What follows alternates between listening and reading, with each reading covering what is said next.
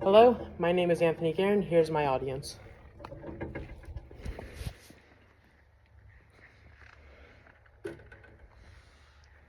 Okay.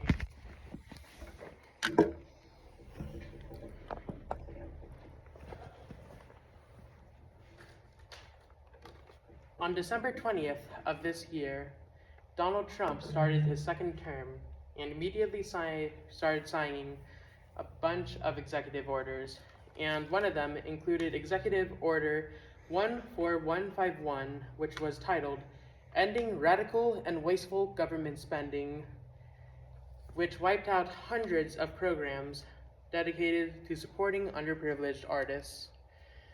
Without these DEI programs, only non-minority groups, or typically people that are cisgender, straight, white, and male, will be groups that are supported with their art through the government.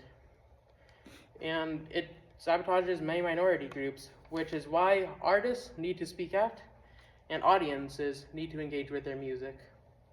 Now, personally, this affects me a lot as one of those people in the minority group, primarily the fact that I am Filipino. As I go on with my music career, for instance, if I ever want to get into composition, this will be an executive action that hurts me. But now we can go into what we can see, such as the immediate effects an artist implicated through this action, and why diversity in these forms matter, and how history shows that despite the fact that there will be groups often attacking new art, we will still thrive. But instead of looking into the billions of dollars moved to support it, how about we look at the voice of one artist heard by it? Right. Kevin Krosny, the composer of a piece called Rising Light, is a contemporary composer who lost their chance of having their piece performed by the Marine Band because of funding cuts. Now, whenever an action like this happens, typically the voices you will find first is the artists who are most vocal, especially now due to the fact that they have social media, as they are tired of having their voices shunned due to heritage. And on Instagram, he would post a photo full of text which shared his opinions, in which he quoted, "I am saddened and frustrated by this case. I stand on the shoulders of those before me. I would not be who I am today without their influence." And this shows two important things. First, it shows that artists do genuinely feel awful because of the fact that they are hurted by these situations. But more importantly, it shows the long-term importance of this act, such as the fact that he sees the artists that came before him that were also likely supported by the DEI programs as his main support. And as for the piece itself, Rising Light, it is a work that was made after 2020 and 2022, but focused on the implication or the racist attacks that the COVID community got as they were associated with COVID-19. And all of this can be found on the program notes, which if you want to see is on the WIN Repertory program. But the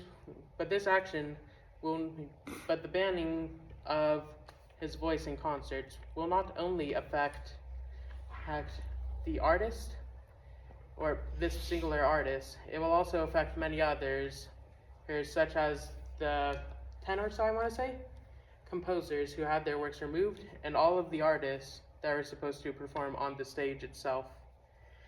Now, I believe that diversity should be an obvious thing that people support, but then I keep on seeing the attacks made primarily by the right against DEI projects, which makes me wonder, why are they being attacked? Now, before we get into that, I kind of want to backpedal a bit. During my daily meditations, something that I do often is listen to music during them. And one of those pieces that I've been listening to more and more is a piece called Vital Signs by Viet Wong. It is a deeply personal work with an astronomical difficulty as it requires a sextet of instruments, hence that is typically not the most common. In fact, the only real group that you can see perform this is Eighth Blackbird. And it also requires a really challenging band, which is why one of the few great recordings of it is from the Marine Band. And it tells the story of how during his father's last months alive, he had to try to find music to make him experience lucidity, in which we get the title Vital Signs. Instead of Vital Signs, which is GNs, we have signs, ES. All of this can also be found on the Wind Repertory Project under the page for Vital Signs. But the main reason why I go on this rant is that his music was not just a diversity quota. Anyone could tell the story about helping their father through their last months, but only Viet Quang could execute it with the amount of skill that he did.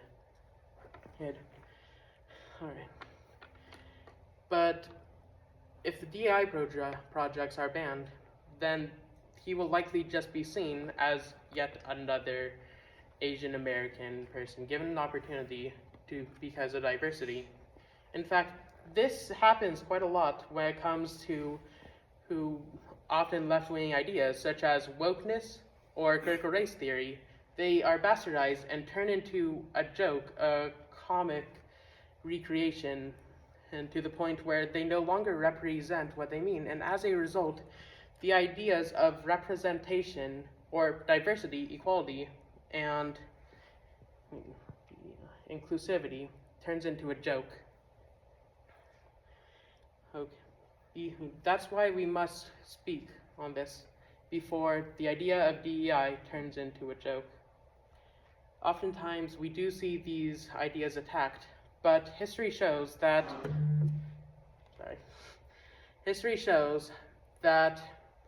when the audience cares, they are able to fight back against oppression.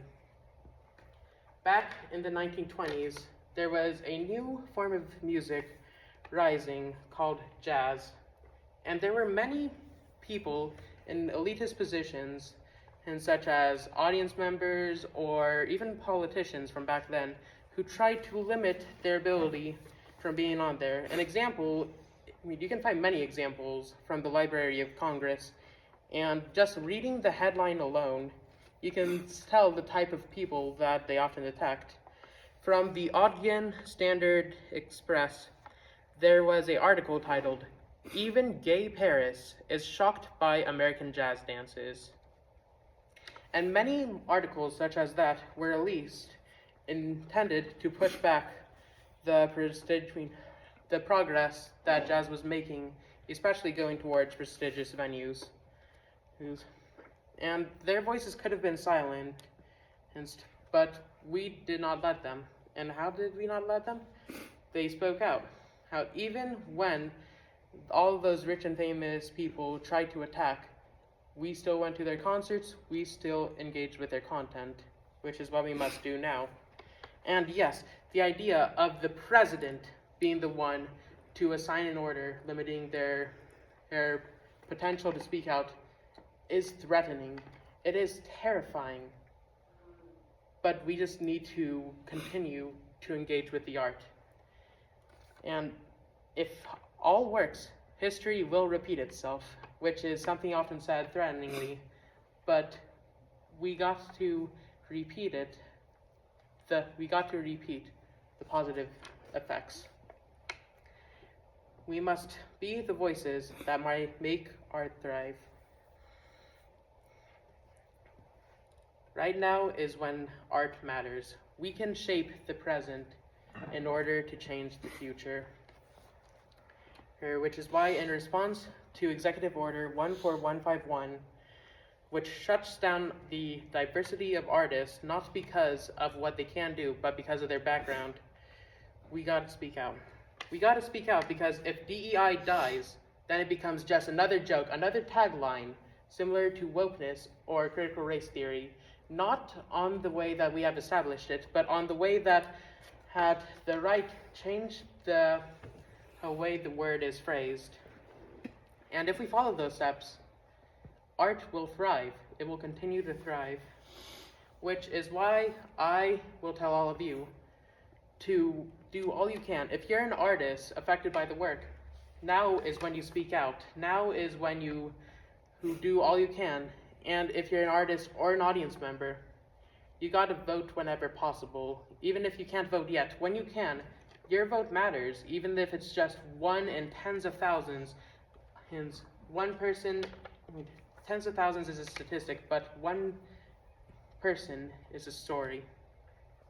And most importantly, we got to engage with the art. We can't just let it pass by because, yes, we need to be diverse, but instead, we need to engage with the art in order to hear all of the stories told by the composers. Thank you so much for listening.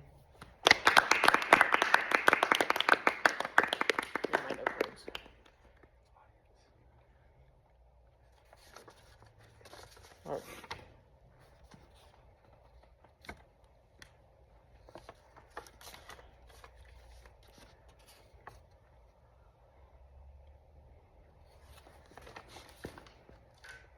And here's my audience one more time.